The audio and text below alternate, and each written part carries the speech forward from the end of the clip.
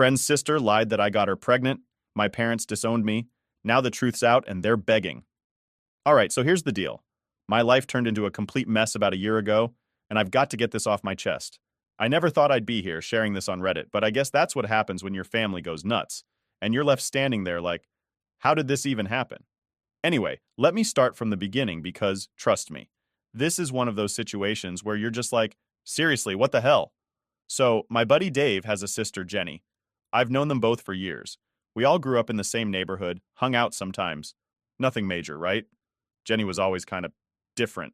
I don't want to sound mean or anything, but she had some mental health stuff going on. I'm not privy to all the details, and honestly, it wasn't my business. Dave never talked much about it, and I didn't pry.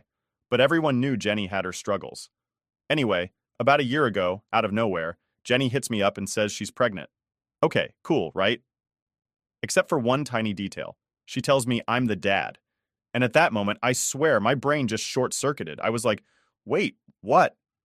Now let me be crystal clear about this. I've never even hugged Jenny, let alone been, intimate with her. Not even once. So, for her to come at me with this wild accusation, I couldn't even process it. I told her straight up, Jenny, I don't know what you're talking about, but there's no way I'm the father. We've never been close like that. And she just kept saying it over and over again, like somehow I was going to magically remember a night that never happened. It was bizarre, to say the least. I tried to stay calm, thinking maybe this was part of her mental health struggles or something, but deep down I was freaking out. Now this is where things start going off the rails. Jenny refuses to take a prenatal paternity test.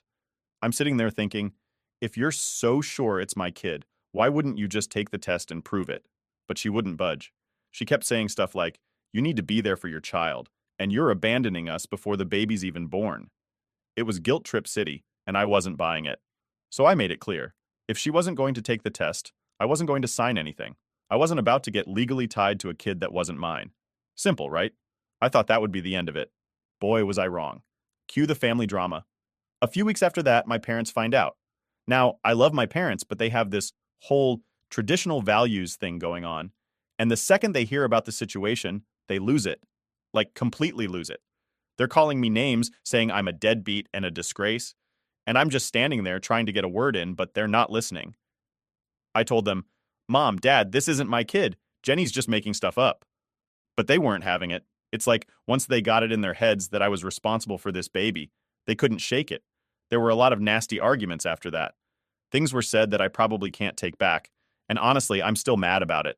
My parents kept pushing me to do the right thing and step up as a father, even though I kept telling them it wasn't my kid. It didn't matter to them.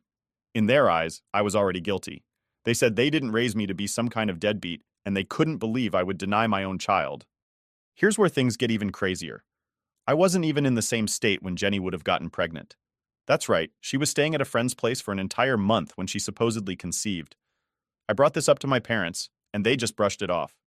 People make mistakes, they said. Yeah, well, this wasn't just a mistake. This was a full-blown accusation that could wreck my life. Fast forward to about 6 months into Jenny's pregnancy. By this point, the whole family has turned against me. Every family dinner, every phone call, every text. It's all about how I need to man up and take responsibility for this baby. I was losing my mind. It was like I was in some nightmare, and no matter what I said or did, nobody believed me. My friends were mostly on my side, thankfully, but even a couple of them started questioning things like, are you sure, man? Maybe you don't remember something? Finally, my parents dropped the ultimate bomb on me. If I don't step up and act like a father, they're cutting me out of their lives, disowning me, kicking me to the curb. At first, I thought they were bluffing, but nope, they were dead serious. They told me flat out that if I didn't go along with this, I was no longer welcome in the family. And sure enough, when I didn't cave, they disowned me. Let me tell you, that hurt. I was pissed off, confused, and just plain hurt. These were the people who raised me, who were supposed to have my back, and they chose to believe someone else over me. My own family threw me out like I didn't matter. It was brutal. Things got even weirder after the baby was born. My mom was there at the hospital playing the role of proud grandma. I didn't even know until later. Jenny still wouldn't take the paternity test, so I had to go through some legal stuff to get it done. When the results came in, guess what? Not my kid. 0% chance I was the father. And as soon as I got that paper in my hand, I felt this wave of relief and anger all at once. I sent the results to my parents thinking, finally they'll see the truth. They'll realize they were wrong and everything will go back to normal. Nope.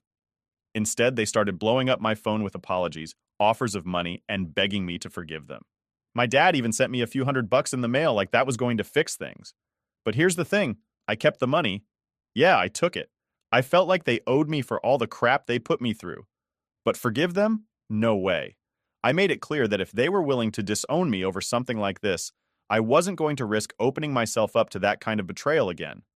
Most of my friends were on my side, but a few, along with my therapist, started saying things like, maybe you should give them another chance. They're your parents after all.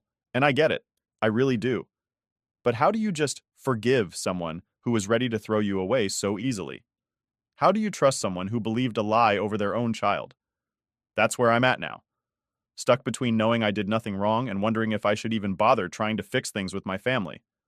But every time I think about it, I remember how quickly they turned on me, and I can't shake the feeling that they failed me when I needed them the most.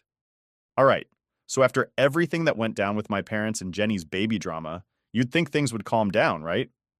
Nope. Life had other plans for me. If anything, the whole mess just kept spiraling. You'd think proving I wasn't the dad would have been the end of it, but man, I wish it was that simple. Turns out, when people don't want to admit they messed up, they'll do anything to avoid taking responsibility. So, after the paternity test results came in and confirmed I wasn't the father, I thought, all right, now my parents will realize they were wrong and maybe things can get back to normal. But instead of the relief I was expecting, things got way more complicated. First off, Jenny completely lost it. She started spreading rumors around town that I had faked the test or somehow tampered with it. Yeah, you read that right. In her mind, I had somehow convinced a whole lab to rig the results in my favor. Like, how would I even do that? I'm just a regular guy. I'm not some mastermind who knows how to manipulate DNA tests. But Jenny wasn't hearing any of it. She was dead set on making me the bad guy in her story. She went around telling people that I was abandoning her and the baby, that I'd tricked everyone into thinking I wasn't the dad. It didn't make sense, but it didn't matter. People started to believe her. Small-town rumors spread fast, and soon I had folks giving me dirty looks at the grocery store like I was some kind of scumbag. I even had people straight up confront me, asking why I wasn't stepping up to take care of my kid. It was infuriating. I had the test results to prove I wasn't the father, but no one seemed to care. Jenny was out there playing the victim, and I was getting blamed for something I had no part in. I'd never felt so helpless in my life. It's one thing when your family turns on you, but when the whole town starts thinking you're the bad guy, that hits different. And my parents? Well, they were still trying to play nice, but it was clear they didn't know how to handle the situation either. My mom kept calling, leaving these long emotional voicemails about how she just wanted her family back together. She didn't even address what had happened. She just wanted to sweep everything under the rug like nothing had ever gone down. She even suggested I come over for dinner, like that was going to magically fix all the damage they'd done. It wasn't just awkward, it was insulting. After everything they'd put me through, they thought a few family dinners and some fake smiles would make it all okay. No apology, no acknowledgement of how badly they messed up. Just, let's move on. It was like they didn't even realize how much trust they had shattered. And that's the thing. Once trust is broken like that, it's not something you can just patch up with a meal and a hug. It takes real work, real effort to rebuild, and they weren't even willing to admit they were wrong. The kicker came when my dad tried to bribe me. He straight up sent me an email offering to buy me a new car if I would come back to the family. Like, what? They think they can just buy my forgiveness? It was so out of touch with reality that I didn't even know how to respond. I just stared at the email for a while, trying to figure out if this was some kind of sick joke. But nope, my dad was serious. I didn't respond. I couldn't. What do you even say to something like that? They didn't care about fixing things the right way. They just wanted me back in their lives because it was convenient for them. And the fact that they thought throwing money at me would solve everything, it made me realize how little they actually understood what they'd done. But the worst part came later, when I found out Jenny had started reaching out to people I knew, trying to drag them into her drama. She even contacted my ex-girlfriend, Samantha, and tried to convince her that I was this terrible person who had abandoned his kid. Sam and I hadn't spoken in years, but out of the blue, I get a text from her saying, "We need to talk." At first, I had no idea what she was talking about, but when she explained that Jenny had been messaging her, trying to stir up old drama, I just about lost it. I called Jenny and told her to stop. I was done with the games, done with the lies, and I wasn't going to let her drag my friends and exes into her mess. But she just laughed and hung up on me. It was like talking to a wall. She was so wrapped up in her fantasy world that nothing I said would get through to her. At this point, I was seriously considering getting a lawyer involved. I didn't want to take it that far, but what choice did I have? Jenny was out here ruining my reputation. My parents were enabling her behavior, and I felt like I had no one in my corner. My closest friends supported me, sure, but even they didn't know the full extent of how bad things had gotten. Eventually, I had to make a decision. I couldn't keep living in this constant state of stress, waiting for the next rumor to pop up or the next crazy accusation to come my way. I decided to cut ties completely, not just with Jenny, but with my parents too. It wasn't easy. It sucked, actually, but I knew I couldn't keep letting them drag me down. I wrote my parents a long email explaining everything, how I felt betrayed, how they had failed me, how I couldn't trust them anymore. I didn't sugarcoat anything. I told them straight up that I wasn't ready to forgive them, and I didn't know if I ever would be. I told them that if they wanted any chance at a relationship with me in the future, they'd have to start by actually apologizing and taking responsibility for their actions. No more pretending everything was fine, no more sweeping things under the rug. As for Jenny, I blocked her on everything. I couldn't deal with her manipulations anymore. She wasn't my problem, and I wasn't going to let her keep dragging me into her mess. I even had to tell Dave, her brother, that I couldn't be around his family for a while. That was tough because Dave's always been a good friend, but I had to put my own well-being first. It's been a few months since I cut them off, and honestly, it's been a relief. Sure, there are days when I feel guilty or second-guess myself, but overall, I know I made the right call. Sometimes you have to walk away, even when it's hard. And yeah, it's messy and complicated, but at least now I'm not constantly looking over my shoulder, waiting for the next disaster to hit.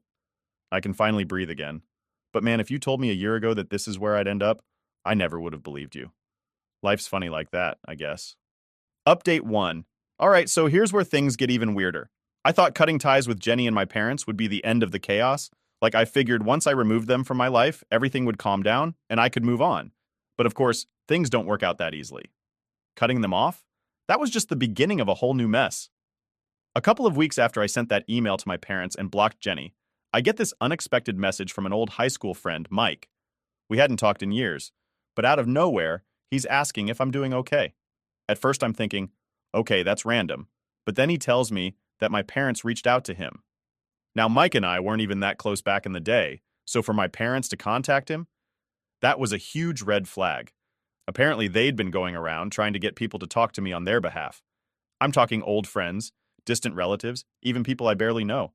They were telling everyone that I was in a bad place and that they were worried about me.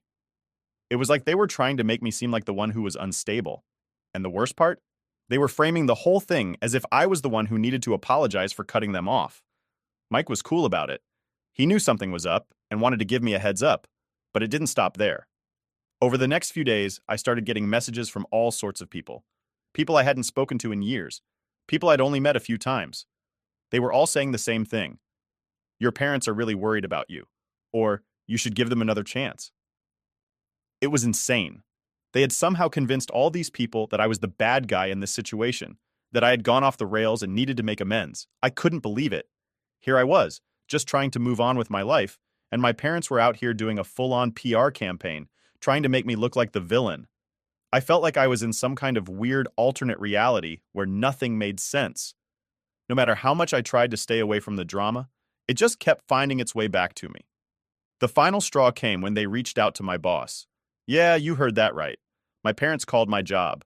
I don't even know how they got the number, but they somehow tracked down my boss's contact info and called the office, telling him they were concerned about me and that I wasn't in the right headspace. Can you imagine how humiliating that was? My boss pulled me into his office one day, looking all serious, and asked if everything was okay at home. I was stunned. I didn't even know what to say at first. Like, what do you say when your boss is asking if your parents think you've gone off the deep end? I explained the whole situation to him, and luckily, he was super understanding about it. He even apologized for bringing it up, but man, the damage was done. My own parents were out there trying to mess with my job now. It felt like they were determined to ruin everything for me, just because I wouldn't bend to their will. After that, I had no choice. I went to a lawyer and started the process of getting a restraining order against them. I didn't want to take things that far, but what choice did I have? They were messing with my career, my friends, my peace of mind. I had to protect myself, even if it meant legally cutting them off. The process was long and stressful. There were court dates, paperwork, and just a whole lot of anxiety that came with it. But at the same time, I felt a weird sense of relief. Like finally, I was taking control of the situation. No more letting them invade every part of my life. No more letting them manipulate the narrative. Of course, when they found out about the restraining order, all hell broke loose. My mom sent me this long, guilt-trippy email about how she never imagined her own son would do this, and how family is supposed to stick together no matter what. She kept saying that I was tearing the family apart, that I was the one causing all the pain. It was textbook manipulation, but I didn't bite. I didn't respond. I wish I could say that was the end of it, but things got even worse before they got better. One day I came home from work to find my car vandalized. Someone had keyed the word liar into the side of it. I had no proof it was my parents, but come on, who else would it be? I hadn't told anyone about the restraining order except for a few close friends. My parents were the only ones who had a motive to pull something like that. It was like they couldn't handle losing control, so they had to lash out in whatever way they could. I filed a police report, but nothing ever came of it. Just another reminder that even when you try to do things the right way, sometimes the people who are supposed to love you the most can turn into your worst enemies. I started parking my car at a friend's house after that, just to be safe. I couldn't take any more chances. I even installed security cameras around my apartment, just in case they tried something else. It felt like I was living in a constant state of paranoia, always waiting for the next shoe to drop. But eventually, things started to calm down. The restraining order went through, and my parents were officially barred from contacting me or coming anywhere near my home or workplace. It was a huge weight off my shoulders. For the first time in what felt like forever, I could finally breathe. It's been a few months now, and I'm still picking up the pieces. I had to do a lot of damage control with my friends and coworkers, explaining the whole situation to them and making sure they knew the truth. Most of them were supportive, but a few were skeptical, like, "Are you sure your parents would really go that far?" I get it. It's hard to believe. But when you've lived through it, you know how far some people will go when they feel like they're losing control. Looking back, I never imagined things would get this bad. It's crazy how quickly family can turn on you when you refuse to play by their rules. But I've learned something important through all of this. You can't let anyone, not even your family, dictate how you live your life. Sometimes you have to make the hard choice to walk away, even when it hurts. I don't know what the future holds for me and my parents. Maybe one day they'll realize what they did and apologize for real. Maybe not. But either way, I'm done letting them control my life. I've got my own path to follow, and I'm not looking back. Update 2. Alright, so here's where things take a bit of a turn. After I finally got the restraining order and started trying to rebuild my life, I thought things would finally settle down. But, surprise, surprise, life had other plans. Just when I was beginning to feel like I could breathe again, my parents found a new way to mess with me. This time, it wasn't direct contact. It wasn't vandalizing my car or sending emails. No, this was a whole different level of messed up. So one day, I'm sitting at home, just minding my own business, when I get a letter in the mail. Nothing too weird about that, right? Except this letter is from a lawyer. At first, I thought it was something related to the restraining order, maybe some final paperwork or something. But nope, it was a lawsuit. My own parents were suing me. For what, you ask? Emotional distress. I couldn't even believe what I was reading. They were actually suing me for cutting them off, saying that my actions had caused them severe emotional damage and that they were entitled to compensation. They even claimed I had alienated them from the rest of the family, which was complete nonsense because they were the ones who isolated me, not the other way around. I sat there for a good few minutes, just staring at the letter, trying to process what was happening. I mean, who does that? Who sues their own kid because they're mad they got cut off? I didn't even know what to do. Part of me wanted to laugh at how ridiculous it all was, but another part of me was seriously stressed out. This wasn't just family drama anymore. This was legal, and it was about to get real messy. I called my lawyer immediately. I couldn't handle this on my own. She was just as shocked as I was. She'd seen plenty of messy family cases, but suing your own kid for emotional distress? That was new even for her. We went over the details of the lawsuit, and while most of it was clearly bogus, I knew we couldn't just ignore it. They were serious, and that meant I had to fight back. The next few weeks were a blur of meetings, phone calls, and stress. I had to gather all the evidence of everything that had happened. The paternity test results, the restraining order, the harassment I'd been dealing with. My lawyer was confident we could win, but it still felt surreal that it had come to this. My own parents were trying to drag me through the mud in court, all because I refused to let them control me anymore. But here's the thing. They didn't stop at just the lawsuit. Oh no. They had to take it a step further. They started reaching out to other family members, trying to turn them against me. I started getting messages from aunts, uncles, cousins, all people I hadn't heard from in years. They were all saying the same thing. Why can't you just make peace with your parents? Or, family is everything. You're being selfish. It was like they'd been brainwashed into thinking I was the villain in all of this. I was furious. Not just at my parents, but at the whole situation.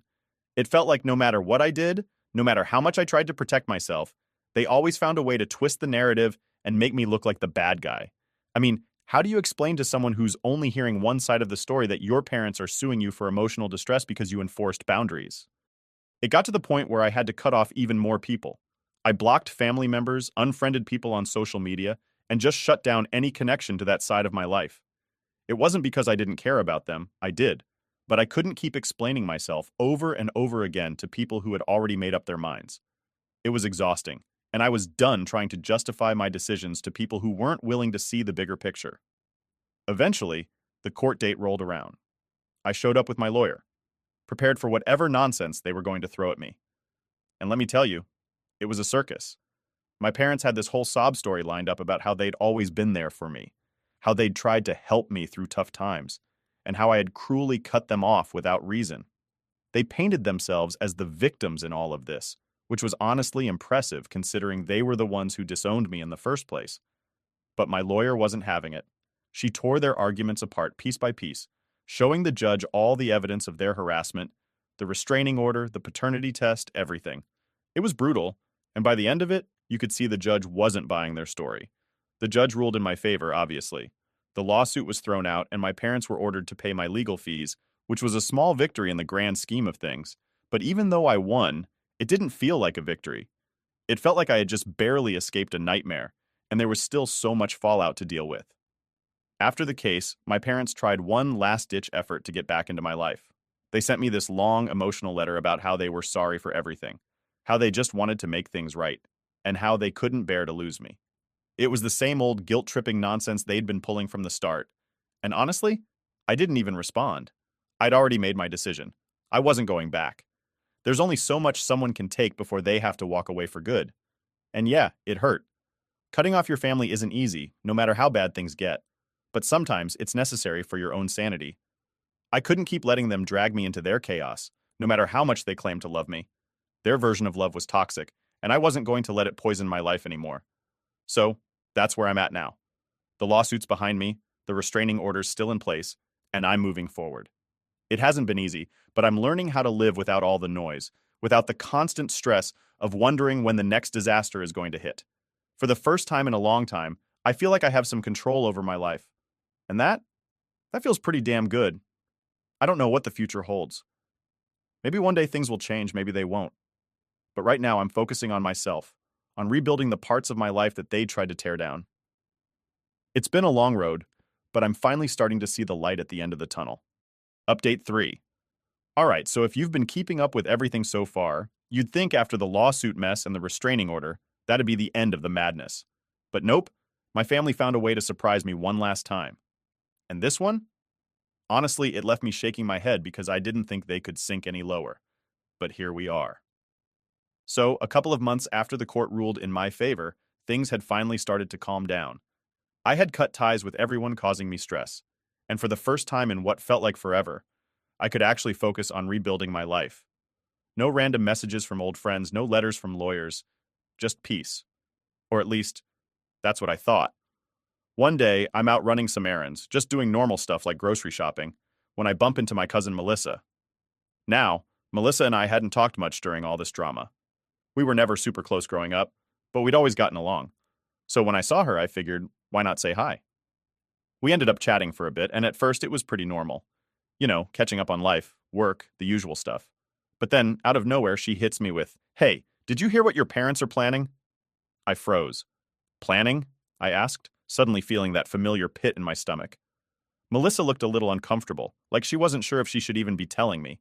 But she sighed and went on, "Yeah, they're throwing a big family reunion next month. Apparently, they've been telling everyone they're hoping it'll be a reconciliation thing between you and them." I couldn't believe it. They were seriously planning some kind of ambush reunion to try and force me back into the family?